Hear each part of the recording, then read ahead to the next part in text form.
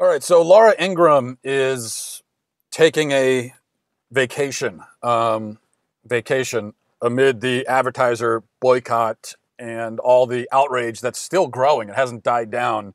Here we are 4 or 5 days later because of this, you know, unnecessary and dumb tweet that she sent about David Hogg. Unnecessary and dumb, also completely innocuous. In fact, let's just to frame this, and in case in case you forget, let's just remind you what the tweet was, what this offending tweet was. And this is the tweet that has potentially destroyed her career and has had, over a dozen advertisers flee and all these people coming after her.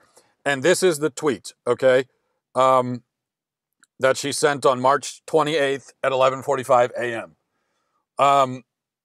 The tweet is linking to an article. It says, David Hogg rejected by 4 colleges to which he applied and whines about it. Dinged by UCLA with a 4.1 GPA. Totally predictable given acceptance rates. That's the tweet. That's the tweet that people are, accusing her of, she's mocking a child. She was ruthlessly attacking and mocking this child. There's nothing mocking in here except for the part where she says, whines about it. She's not even really making fun of him, as far as I could tell, based on the tweet. She's not saying, this kid didn't make it into college. She's saying he was rejected by 4 colleges and he whines about it, which he has been whining about it. I mean, both of those things are true. He was rejected by 4 colleges. He was whining about it. We only know that he was rejected by the colleges because he was complaining about it publicly, in front of the world. He was complaining about it. So all she's doing is pointing that out. And now she's got everyone coming after her. Before I go any further, one thing I think I need to admit and address is that I wrote a piece on Friday saying that we all need to just ignore David Hogg from now on and not talk about him. And here I am 3 days later, talking about David Hogg again. And I realize that's kind of hypocritical, but it's not David. I don't want to talk about David Hogg. There's a greater point here that needs to be made. And unfortunately, in order to make that point, it's necessary that I use David Hogg as an example, okay? So going back to Laura Ingraham, she's got all these advertisers fleeing from her: Expedia, TripAdvisor, Hulu, Office Depot, a bunch of others. And Ingraham quickly apologized for this tweet that I just read to you. This is the one. She apologized for it. She sent out two tweets, apologizing for it. But the left and David Hogg and the outrage mob altogether, they're not satisfied. They're saying it wasn't a sincere apology. It's not sincere enough. And so they haven't called off the dogs. They haven't called off the advertiser boycott. And now David Hogg is demanding that she also issue apologies to all the other people that she's wronged in her life, including LeBron James, because she said something rude about LeBron James a few weeks ago. LeBron James has never asked for an apology, but David Hogg has. David Hogg is the knight in shining armor for LeBron James, saying apologize to him too. So what we find is that Laura Ingraham bowed before the Pitchfork mob, but they refused to drop their pitchforks. They refused to just let it go. Even though she bowed before them, she apologized, and yet they're still going. Why is that? It would seem like they're all very upset and very outraged. And so what they would want her to do, usually when you're upset and outraged at a person for saying something, what you want them to do is you want them to acknowledge that it was bad and then apologize for it, right? And once they've done that, then you just move on with your life. But they're not doing that. Why? Well, and here's the important thing we need to understand about outrage mobs. The outraged mob isn't really outraged, okay? That's why. The Pitchfork mob, what they're doing is they're putting on an elaborate show. They're putting on a spectacle, a charade. That's all they're doing. This is they sniffed an opportunity. Laura Ingraham gave them an opportunity, which is why the tweet was so stupid in the first place, and they took it. So Ingram's petty little tweet about David Hogg, it didn't hurt anyone. It didn't offend anyone. It didn't upset anyone. It didn't cause any damage to anyone at all, least of all David Hogg himself, who's made it pretty clear since then that he's grateful for the opportunity that it afforded him to cause some damage to this woman he despises. It seems like he's ecstatic about the tweet. He couldn't be happier about it. Which goes back to, this is my biggest problem with the tweet, is it never should have been sent. Because why do you care about whether or not David Hogg got accepted to a college? Why are you even commenting on it? Whether it's offensive or not, whether it hurts anyone's feelings or not, it's not newsworthy. There's no reason to comment on it. Now, again, he's the one who put this out in the public. He's the one who did that. It was his choice. He's put himself in the public eye, and he's put this fact about him in the public eye and complained about it. He has complained about it publicly. But still, this kid, he wants attention. He desperately wants attention. The last thing we should do is give it to him. Laura Ingraham did, and that's the mistake.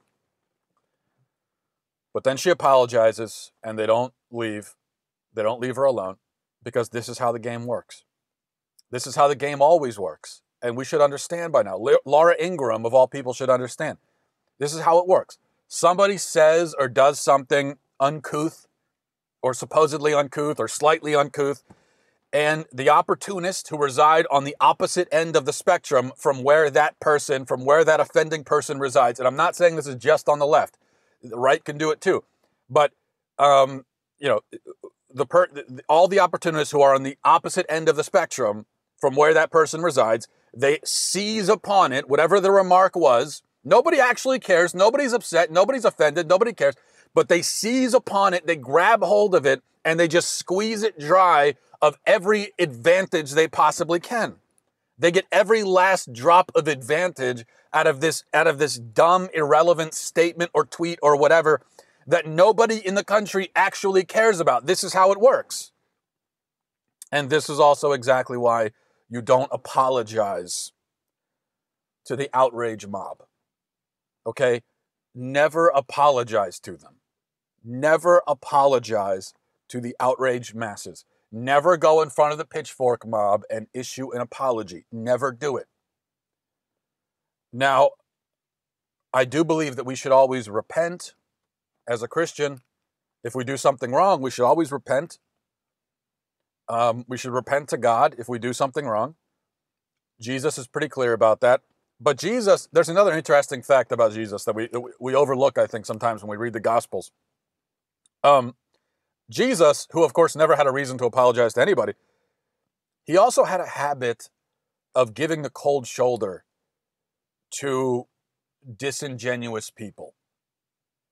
He was not going to waste his time with disingenuous people. He wasn't going to explain or justify himself to those who were insincere in their requests.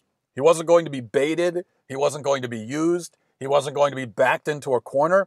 He wouldn't engage with people who aren't really interested in engaging. And I think that right there, just that aspect of it, that's a great lesson for us. We could all learn something from that. If you've committed an offense that's, actually very bad and horrible, and you actually have done damage to a large number of people, or you've hurt a lot of people, or you've scandalized people in some way, that does happen, then in that case, sure, you issue a public apology, but in that case, you're not bowing before the outraged mob. You're doing the right thing because you truly have, in that case, you are issuing an apology to a group of people who you actually have hurt. But if you're just guilty of getting slightly carried away in your speech, or making some rude but basically harmless comment, or just saying something kind of dumb on Twitter, if that's all you've done, and the offended masses are coming after you, then and they're acting as if they're not treating you as if you just made a dumb comment. They're treating you like you were just caught skinning puppies or beating old ladies or something. That's how they're treating you. If that's what's going on, then the worst thing that you could do is issue a public apology. In that case, the public apology is counterproductive, unwise, and cowardly. If your conscience is truly stricken by this dumb, harmless thing you said on Twitter, then repent to God for it. Okay, go and repent to God. If you're Catholic, go to confession. If you were rude towards some individual person and you really feel broken up about it and you feel like it was a terrible thing to that person, then talk to that person privately. But you don't apologize to the mob or in front of the mob because they don't deserve it. They are not the aggrieved party. They are not hurt. They were not injured by you. They are making these demands because they want you to submit to them. That's all. It's just an opportunity, and they are taking it. And nothing is gained by offering your submission to these people who just want power over you.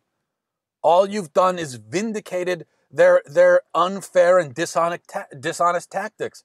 That's why we have to be very careful with these public apologies every time everyone's pretending to be upset. Because you're vindicating them. You're vindicating the mob. Now, in Laura Ingram's specific case, I think what she should have done, after simply sending a tweet saying, "Oh, David Hogg is doing this thing that he's doing," okay, but maybe just delete the tweet and just say nothing else about it. That's it. Just delete it and live your life. I'm not suggesting that she should go out and defend it or justify it or get into a whole long debate about David Hogg and his admissions to colleges. And no, that's not what I'm saying at all. But she shouldn't bow. She should not have bowed before the throne and paid homage to their theatrical, ridiculous, fake outrage. And you might say that, oh, well, it's the right thing to do. It's always the right thing to do to issue an apology. But it is most certainly not the right thing to do in this case. It's the thing people do because they're afraid and they're bewildered and they're worried about the backlash. It's cowardice is what it is.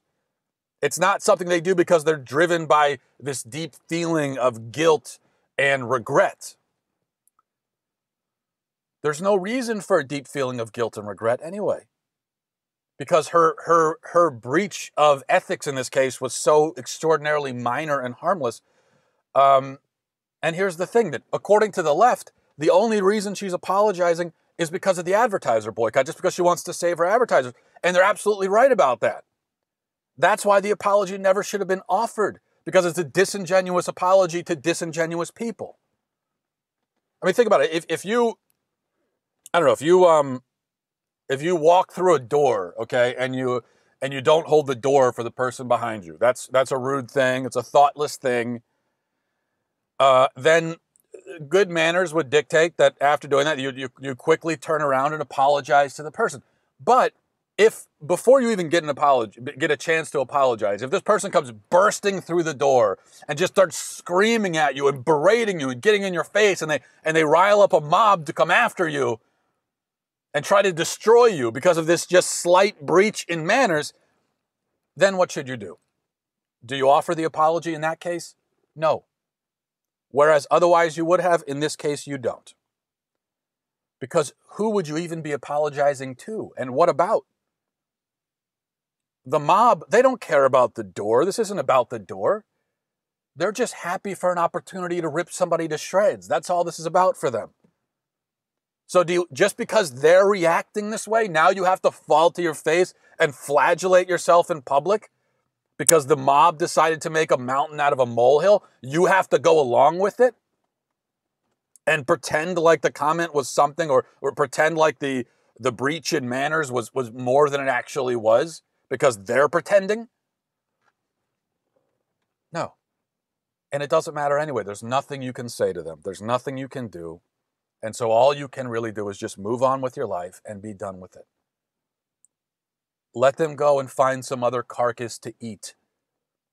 Okay, let the vultures go somewhere else. Just keep walking through the door and just ignore them and just go. Just go do your thing. Here's I mean, it's kind of what you're doing is you're cooperating with dishonesty. When you bow to the outraged mob, because what they're doing, as I said, it's all dishonesty. Nobody actually cares. Nobody's upset. Nobody in America actually cares about Laura Ingraham's tweet. It brought no tears to anybody's eyes. It did not cause any pain to anyone's heart. Nobody cares. Nobody. Not a single person in America actually cares about the tweet. And in fact, most of the people who are coming after Laura Ingraham, they don't even know what the tweet was.